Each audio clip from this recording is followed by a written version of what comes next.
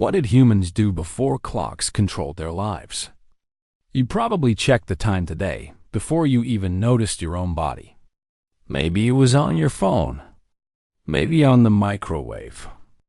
Maybe on the corner of your laptop screen. Maybe on a clock hanging quietly on the wall, turning your entire life into numbers. 7 o'clock, 8:30, 9:15, lunch at 12, meeting at 2, sleep by 11. Your day is not really a day anymore. It is a grid, a set of invisible boxes you keep stepping into. And if you are late, even by 5 minutes, something inside you starts to panic. But for most of human history, nobody lived like this. No one woke up because a machine screamed at them.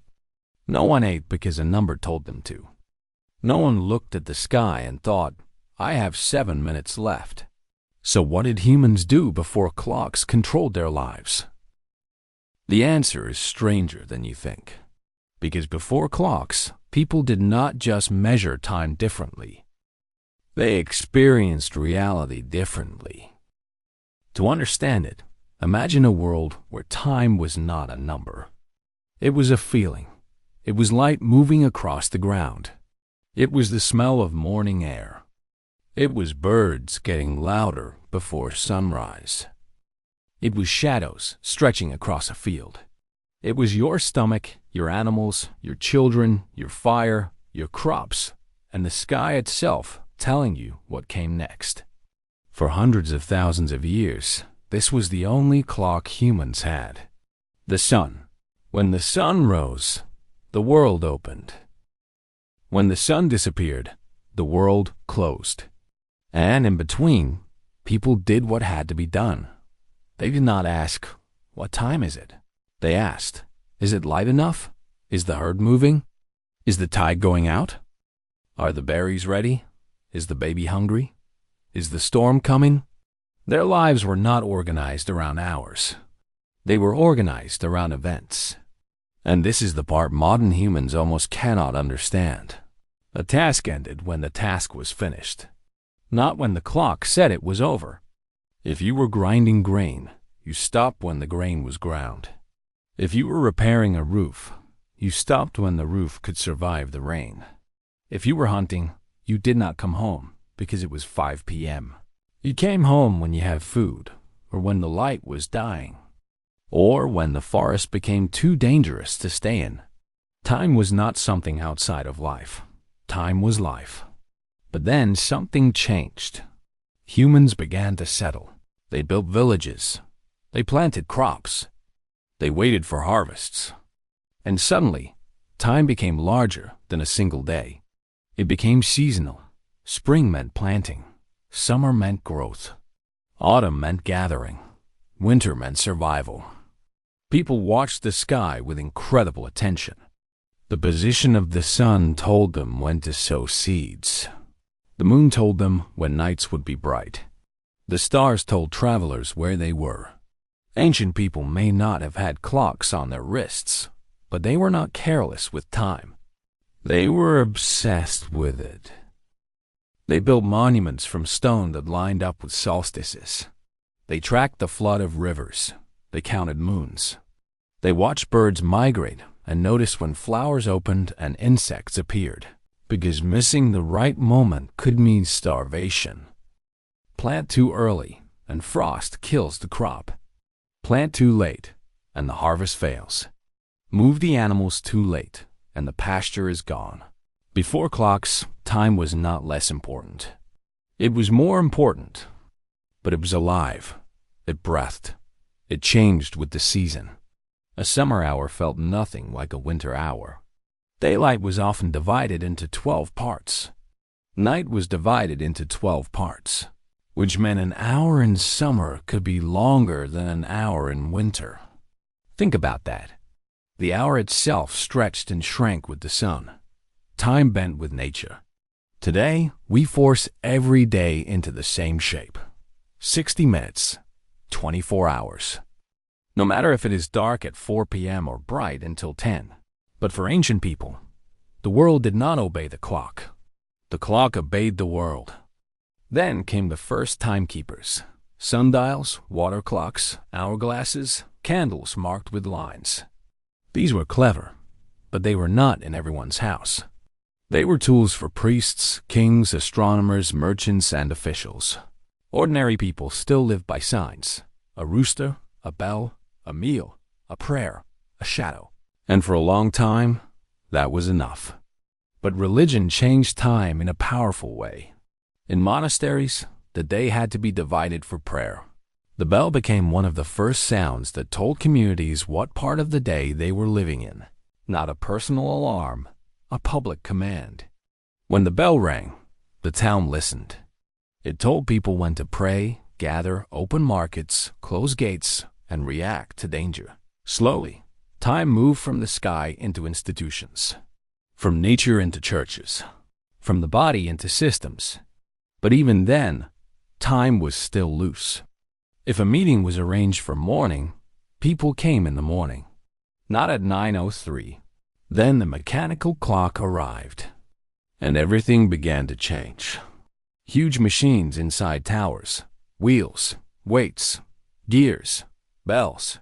They did not just show time, they announced it. For the first time, time became public, mechanical, and unavoidable. You did not have to look at the sun. The machine told you. Once the machine started speaking, people slowly forgot how to listen to everything else. A new idea entered the human mind. Time could be divided into identical pieces. Every hour was the same. 10 minutes could be counted. Lateness could be measured. And once humans learned how to slice time, they learned how to sell it. This is where the story gets darker. Because the clock did not truly take over human life in the village. It took over in the factory. Before factories, many people worked in rhythms. Hard during harvest. Slower in winter. Long days when needed. Shorter days when possible.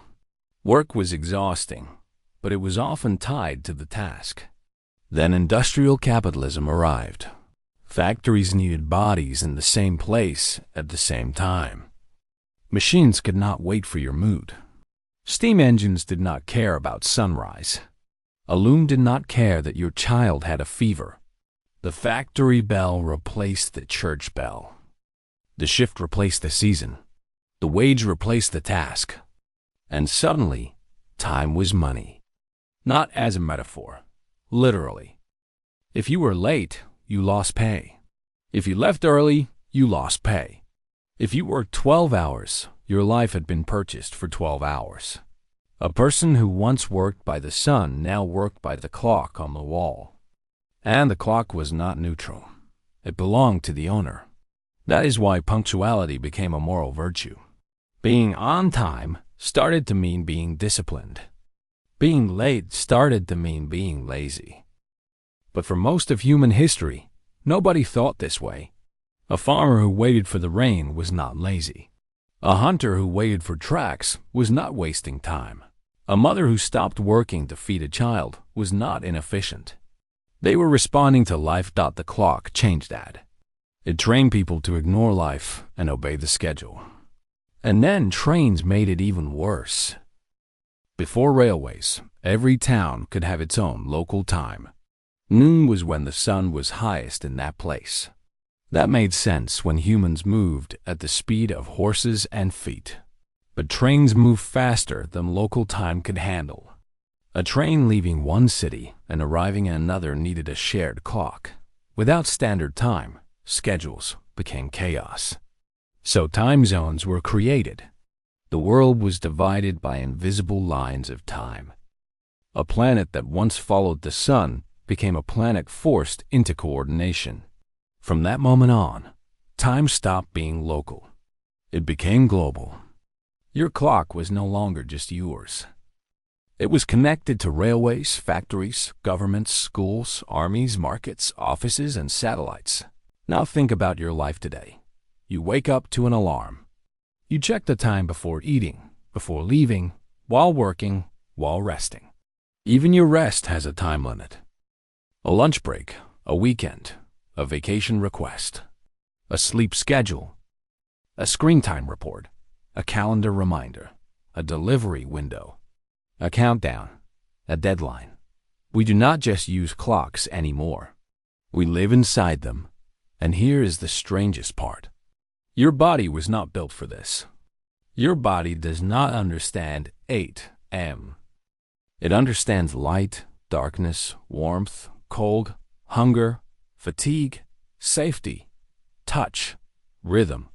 Your body still runs on older clocks. The rise and fall of hormones, the cycle of sleep, the pull of seasons, the timing of digestion, the need for silence, movement, and stopping. But modern life keeps telling the body to shut up. Not now. Eat later. Sleep later. Wake now. Focus now. Hurry now. Smile now. Be productive now. Your body says, I am tired. The clock says, you have work. Your body says, I am hungry. The clock says, lunch is in 40 minutes. Your body says, I need daylight. The clock says, stay inside. Your body says, I cannot keep going. The clock says, deadline. This is why so many modern people feel like they are failing at being alive. But maybe they are not failing. Maybe they are trying to live like ancient bodies inside a mechanical world.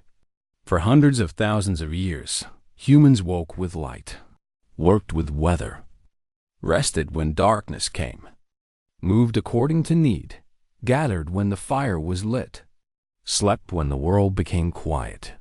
They were not free from hardship. Their lives were brutal, cold, dangerous, hungry, uncertain. But they were not haunted by minutes. They did not feel guilty for not answering a message instantly. They did not measure their worth in productivity. They did not stare at a calendar and feel their life disappearing in little boxes. They knew time as something that passed through them, not something chasing them. And maybe that is what we lost. Not just a slower life, not just more nature, not just prettier sunsets. We lost a different relationship with existence. Before clocks, the question was not, how much time do I have? The question was, what is this moment asking from me? Morning asked for work. Heat asked for shade. Hunger asked for food. Night asked for fire. Winter asked for preparation. A crying child asked for arms. A dying elder asked for silence. A clear sky asked people to travel. A storm asked them to stay. Life was not easier, but it was harder to ignore. Today, we can ignore almost everything. We can ignore sunrise with curtains, ignore darkness with electricity, ignore hunger with schedules, ignore tiredness with caffeine, ignore seasons with climate control, ignore loneliness with screens, ignore our own bodies until they break. And the clock keeps moving perfectly, indifferently, second after second. It never asks whether you are ready. It never asks whether the moment is right. It only asks whether you are on time. But your ancestors would have found this insane. To them, a person who eats without hunger, wakes without light, works without purpose, and sleeps with a glowing rectangle would look cursed. Not advanced, cursed. Because they knew something we forgot. Time was never supposed to be your master. It was supposed to be the shape of your life. The sun rose. The fire burned. The work ended. The stories began.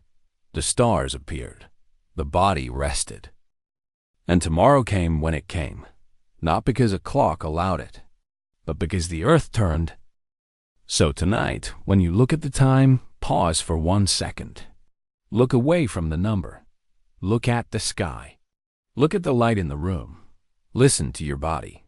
Ask yourself what time it is without using a clock. You may not know the exact answer, but some ancient part of you still does. Because before clocks controlled our lives, humans were not timeless. They were deeply, painfully, beautifully inside time. And maybe the tragedy is not that we invented the clock.